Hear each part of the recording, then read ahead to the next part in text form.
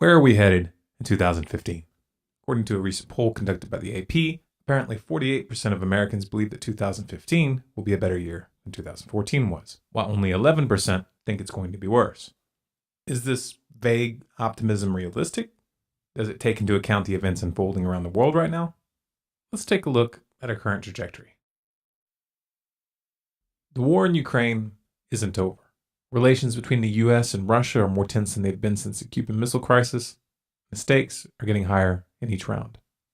Kiev has put their so-called anti-terrorist operations in eastern Ukraine mostly on hold for the winter, though shelling has continued, and they've engaged the separatists in peace talks. But many believe that this is just a ploy to give them time to regroup and rearm, with some help from Washington. These aren't just empty suspicions.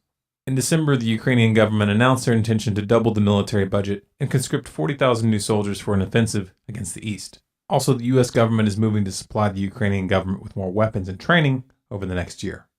When such an offensive would kick off is uncertain, but we'll be watching events in the region closely as spring approaches. One of the most important signals heading into 2015 was the Ukrainian government's decision to annul their non-aligned status with NATO. This doesn't mean that NATO membership would be granted right away, but it is a sign that they intend to make a bid. Why is this dangerous? Because the NATO agreement compels each of its members to defend all other members militarily if attacked. And we saw how Washington's Muppets in Kiev claimed that they were being invaded by Russia over and over throughout 2014. No evidence was provided or demanded. The US government and their lapdogs in the media were perfectly happy to take these claims at face value and repeat them constantly as if they were established facts. If Ukraine becomes a NATO member, these claims could trigger military deployments. Considering the fact that this is a scenario that NATO is actively preparing for, this has to be taken seriously. We can't talk about the showdown with Russia without looking at the dramatic drop in oil prices that began in 2014. Obviously, there are conflicting narratives on this topic, but according to The Guardian and Salon, in September of 2014, John Kerry instructed the Saudis to raise production and to cut its crude price. Now, the Saudis have indicated that they have no intention of slowing down oil production anytime soon. But the elephant in the room here is U.S. oil production from fracking, which has been dramatically ratcheted up as well. This move might seem absurd since it's going to hurt U.S. oil producers, but it's clearly going to hurt Washington's key opponents, namely Iran, Venezuela, and Russia, far more, since these economies are far less diversified.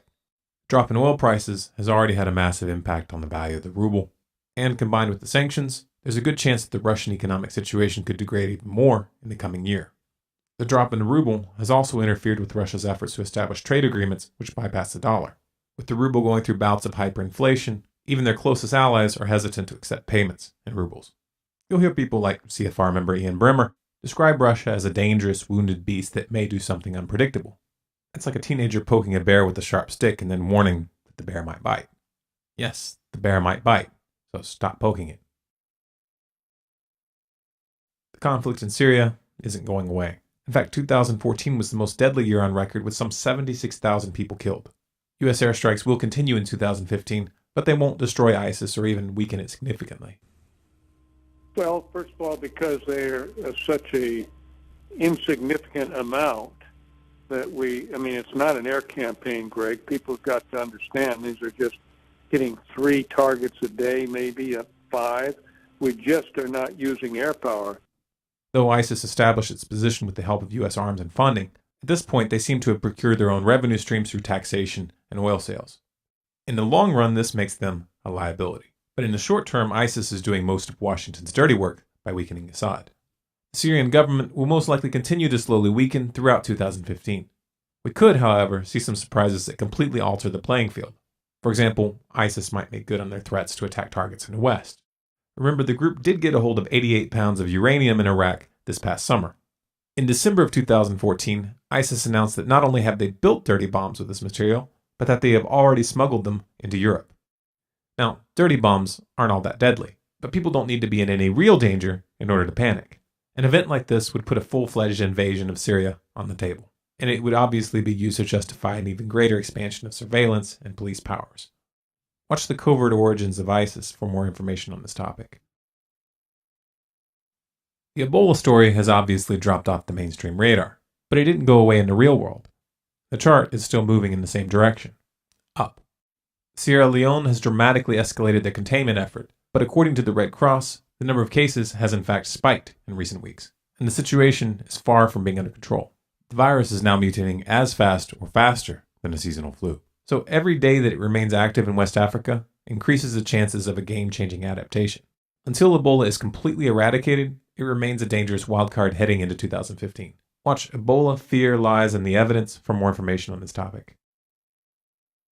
Heading into 2015, race relations in the US are a gas can waiting for a match. You can't predict the kinds of events that act as sparks, but we've seen from 2014 that the threshold for outrage and violence is getting lower.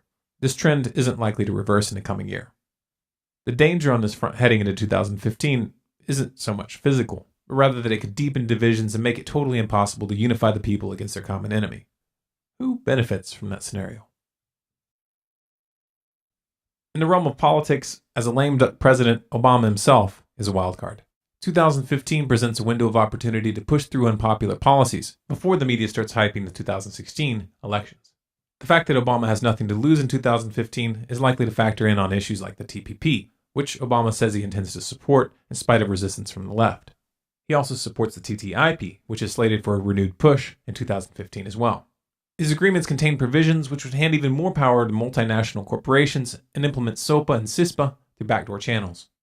The only reason we know anything about these treaties is from leaked drafts. The negotiations are being conducted in secret, and the final versions could end up being much worse. The future isn't set in stone, at least until the concrete dries. Every choice we make influences the world around us, sometimes in ways we couldn't even begin to imagine. So let's go into 2015 with our eyes open and make the best of what comes. If this message resonates with you, spread it. If you want more, subscribe to Stormclouds Gathering on YouTube, or follow us on Facebook, Twitter, and Google+. If you have a topic request, post it in the comments. And for the full transcript and sources, visit our website at stormcloudsgathering.com.